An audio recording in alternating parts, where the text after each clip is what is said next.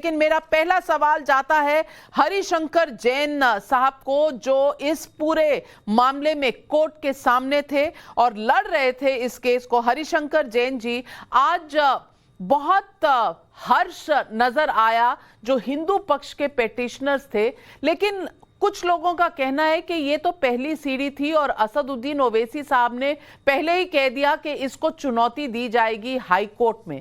मैं पूछना चाहती हूं, क्या इस केस से 1991 प्लेसेस ऑफ वर्शिप एक्ट पर से जो एक सवालिया निशान लग गया है, ये अब आगे बढ़ेगा और इस पर बहस होगी, और क्या ये मामला हाई कोर्ट और सुप्रीम कोर्ट तक जाएगा? देखिए, ये बिल्कुल सही बात है कि मामला पहले हाई कोर्ट जाएगा, उसके बाद सुप्रीम कोर्ट जाएगा, और जाना भी चाहिए क्योंकि एक बहुत बड़ा मुद्दा है और इस मुद्दे पर बात होनी चाहिए कि क्या जो प्री इंडिपेंडेंट एरा है, 700 साल का मुस्लिमों का आक्रांताओं का पीरियड, जिसमें बर्बरता की गई, मंदिर तोड़े गए, बहुत बड़े अमानुषिक कार्य हुए, क्या वो चोट, वो घाव भरे जा सकते हैं? क्या उन घाव को आज हम फिर से मंदिर वापस लेकर पूरा कर सकते हैं? क्या हमको अपनी संस्कृति को वापस लाने का कहे? क्योंकि आज संवैधानिक व्यवस्था है। इस संवैधानिक व्यवस्था में संविधान के अनुरूप, कोर्ट के अनुरूप हर व्यक्ति को अधिकार है कि अपनी बात कोर्ट में कहे। नंबर 2, जो प्लेसेस ऑफ वर्शिप एक्ट है, इसका नैरेटिव हमारे ओवैसी जी ने और बहुत से मुस्लिम ने इस तरह फैला दिया है और जनता के दिमाग में ऐसा भर दिया है कि जिस भी प्रॉपर्टी को ये मस्जिद कह देंगे, आप उससे आंख उठा कर नहीं देख सकते। अगर मंदिर को मस्जिद कहते हैं तो आपको मानना पड़ेगा कि मस्जिद है। ऐसा अंधा कानून नहीं है। पढ़िए, उसमें लिखा है religious character of the property will not be change. तो कोर्ट को पहले देखना पड़ेगा कि religious character of the property 15 अगस्त 47 को क्या था। आज ये जो मैं प्रस्तुत ज्ञानवापी की बात कर रहा हूँ, ज्ञानवापी में हजारों लाखों साल पहले भगवान शिव ने 5 क्रोश का अवमुक्त एरिया बनाया था। यहाँ बहुत शिवलिंग हैं और इस जगह पर एक भव्य मंदिर बना हुआ था, उसको गिराया गया। पूरा आखिरी बार राजा टोडरमल ने इसको 1580 में बनवाया था।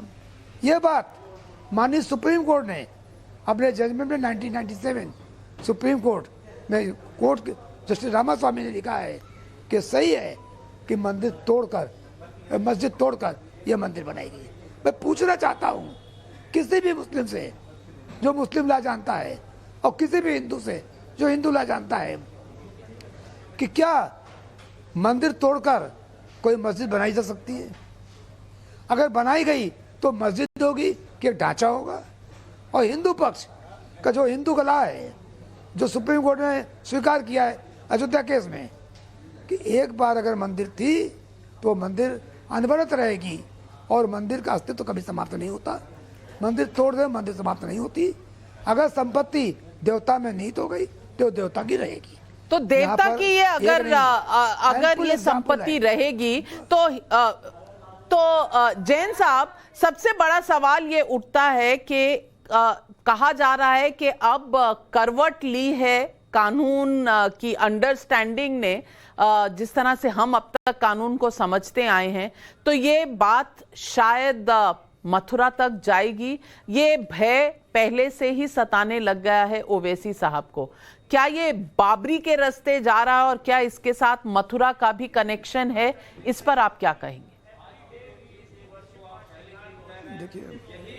देखिए, मैं आपको बतला दूं, पूरे देश में मेरा अभियान चल रहा है, आज से नहीं, पिछले 20 साल से, कि जितनी भी हिंदू प्रॉपर्टी मुसलमानों ने ली है गुलामी काल में जबरिया, हम उनकी प्रॉपर्टी नहीं चाहते।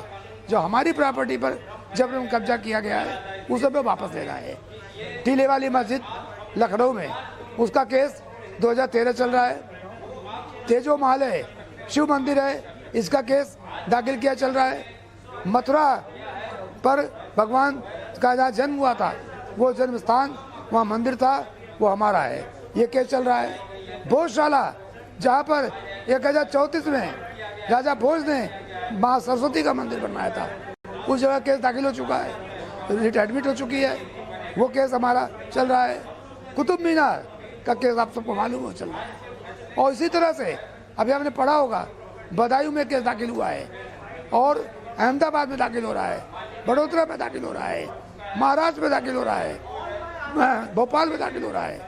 पूरे देश में एक आक्रोश है, और वो आक्रोश जो मुसलमानों ने जो अत्याचार किया है वो सबको मालूम पड़ गया है कि न्यायिक प्रक्रिया से हम न्याय पा सकते हैं। कोई हिंदू मेजर रूप से आतताई या लॉ एंड ऑर्डर को कहीं से ध्वस्त करने वाला नहीं है।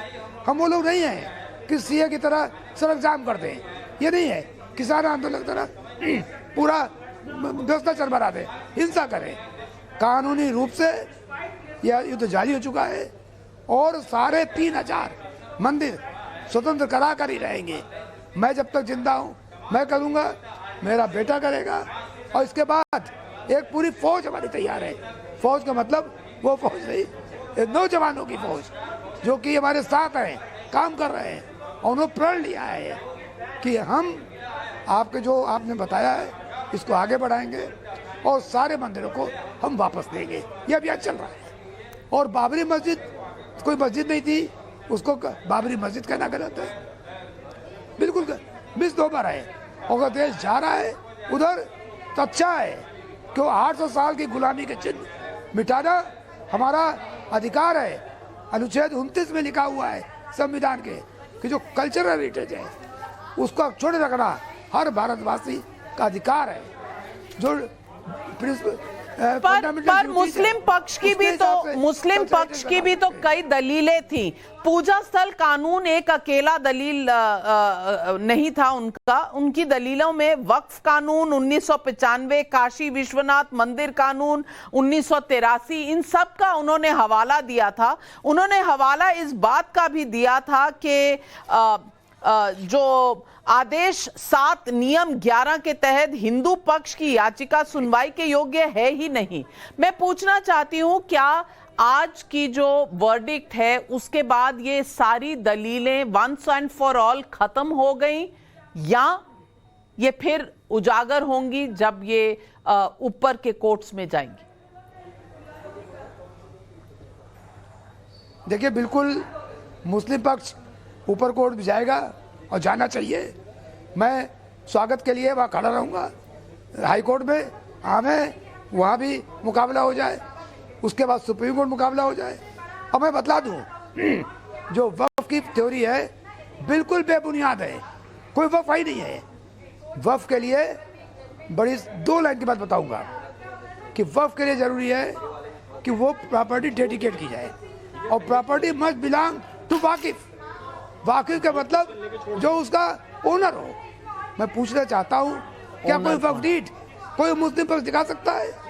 जब दीन मोहम्मद का केस चला था तो उसमें कोर्ट ने लिखा है कि कोई वक्फ डीड नहीं दिखा पाए।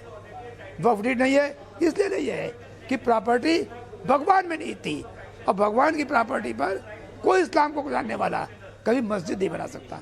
आप मंदिर तोड़ सकते हो पर मस्जिद नहीं बन सकती है। यही हुआ इस केस में।